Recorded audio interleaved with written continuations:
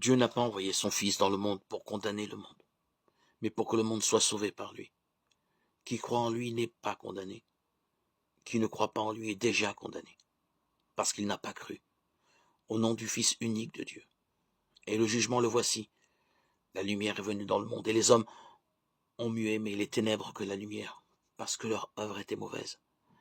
En effet, quiconque fait le mal est la lumière, et ne vient pas à la lumière, de peur que ses œuvres ne soient dévoilées.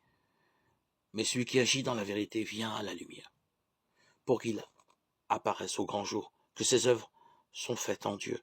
Jean 3, 17, 21. L'évangile, c'est la présence eschatologique de l'innocent rejeté pour qu'il donne la paix aux hommes, en se chargeant de tous leurs péchés. La logique évangélique transparaît dans toute sa splendeur. Il fallait qu'en annonçant le salut de Dieu, sa miséricorde infinie, le Christ rencontrât le refus. Par ses gestes, ses paroles, sa personne, Jésus révèle le Dieu miséricordieux et laisse pressentir qu'il est dans un rapport spécial avec Dieu. Mais parce que ce dévoilement est encore énigmatique, comme ses paraboles, voilà que Jésus apparaît essentiellement tourné vers un avenir, vers un moment décisif, où sera manifesté d'où il est et où il est. Une étape très simple et très fructueuse pour recevoir le pardon de Dieu. Et pardonner avec amour, c'est offrir nos souffrances au Christ, en y associant des intentions. En les offrant avec des intentions, les blessures deviennent de véritables sacrifices qui portent des valeurs d'intercession. Les intentions peuvent être la conversion des pécheurs, la croissance de la mission, de l'évangélisation à laquelle nous avons été appelés.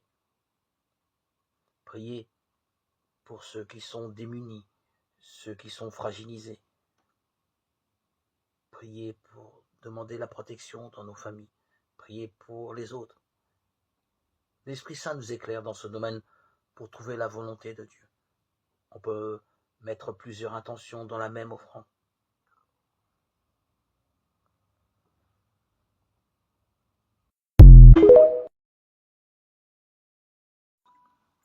Le dégagement du cadre de la loi permet à Jésus de se tourner vers les païens. Malgré la formule apparemment dure qu'il lance à la cananéenne, il ne sied pas de prendre le pain des enfants pour le jeter aux petits chiens, Matthieu 15, 26.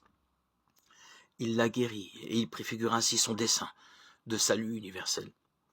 Ainsi, la splendeur de la parole de Dieu, recréant le monde, transparaît par-delà toutes les contaminations humaines. La création est rendue à sa vérité eschatologique. L'ordre ancien s'écroule. La libération des traditions humaines s'opère. L'universalisme de la révélation divine s'esquisse. Jésus apparaît vraiment comme le Fils de l'homme, principe du monde nouveau. N'annonce-t-il pas le repas de la scène qui va rassembler toute son Église universelle? L'agonie pour son Église, sa résurrection, solennelle affirmation de la royauté messianique qu'il doit exercer sur toutes les puissances démoniaques. L'association de son Église à son triomphe sur les forces du mal, symbolisée par les flots déchaînés, la reconnaissance de cette résurrection, la purification de l'Église par l'Esprit qui la libère de toutes les fausses entraves, l'universalisme de son Église ouverte à tous.